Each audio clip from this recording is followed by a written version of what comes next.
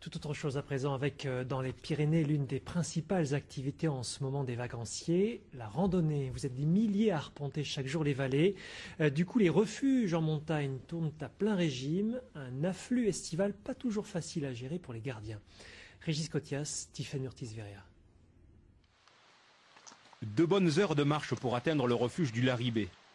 Le temps de contempler 1000 paysages, sommets, sonnailles et cascades au ruisseau.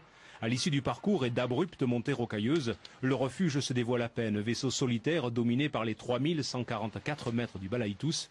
En tout cas, une halte réconfortante pour tous les randonneurs. On est en train de prendre une petite bière pendant que la dame, qui est fort sympathique, est en train de nous préparer une assiette montagnarde. Et puis ça va nous redonner du peps pour redescendre tout à l'heure. Et les 2 assiettes du berger. Ah ben voilà. Parfait, merci beaucoup. La bière, le saucisson, les bouteilles de gaz, bref 3,5 tonnes de marchandises facilement conservables sont acheminées en début de saison par les airs. Mais pour nourrir les randonneurs et les 3 gardiens, une seule solution, le portage des denrées les plus précieuses. Voilà messieurs, dames, c'est prêt. Tout le non périssable est acheminé via hélicoptère et une partie du frais pour la saison. Et ensuite on descend 1 à 2 fois par semaine pour ravitailler en pain, viande ou fruits et légumes. Les gens sont assez curieux du mode de fonctionnement, donc nous questionnent beaucoup sur la manière dont on ravitaille le refuge. Loin du cliché du gardien solitaire libre et contemplatif, le métier est ingrat, dur et exigeant.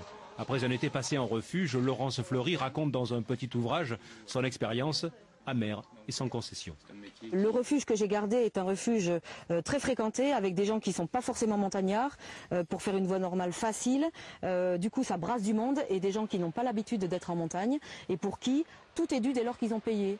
Donc souvent on a affaire à des gens qui aspirent à avoir les mêmes prestations qu'en bas, à ce qu'on leur serve des glaçons dans le verre d'eau et évidemment on ne peut pas leur offrir ça. Plus délicat encore que les relations avec les clients, l'ambiance des 3 ou 4 gardiens qui vivent en vase clos au fil d'interminables journées de travail.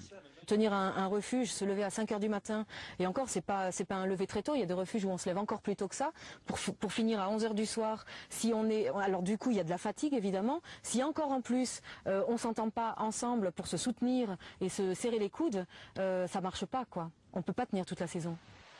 Si le métier de gardien de refuge fait encore rêver, les postulants se frottent vite à la réalité d'un métier beaucoup plus rude qu'il n'y paraît.